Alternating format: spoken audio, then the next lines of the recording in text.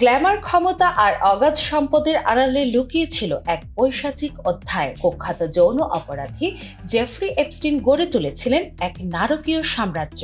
যুক্তরাষ্ট্রের বিচার বিভাগের প্রকাশিত এপস্টিন ফাইলসের নথি প্রকাশ হওয়ার পরে পুরো বিশ্বে এটি নিয়ে তোলপাড় শুরু হয়েছে। যে তালিকায় রয়েছেন রথী, মহারথী, রাজনীতিবিদ, বুদ্ধিজীবী, লেখক থেকে শুরু করে অভিনেতারাও। জানিয়ে সামাজিক যোগাযোগ মাধ্যমে শুরু হয়েছে আলোচনা, সমালোচনা।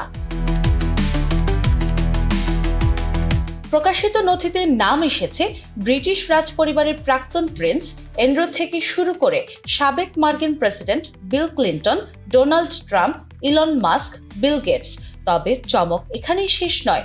এই তালিকায় নাম জড়িয়েছে তাত্ত্বিক পদার্থবিদ স্টিফেন হকিং এবং পপ সম্রাট মাইকেল জ্যাকসনেরও। যদিও জ্যাকসন বা হকিং এর বিরুদ্ধে সুনির্দিষ্ট অনৈতিক কর্মকাণ্ডের প্রমাণ মেলেনি, তবুও এপস্টেইনের মতো একজন দণ্ডিত অপরাধীর ব্যক্তিগত দ্বীপ বা প্রাসাদে তাদের উপস্থিতি নতুন করে প্রশ্ন তুলছে। পর্দার আড়ালে ঠিক কী ঘটেছিল?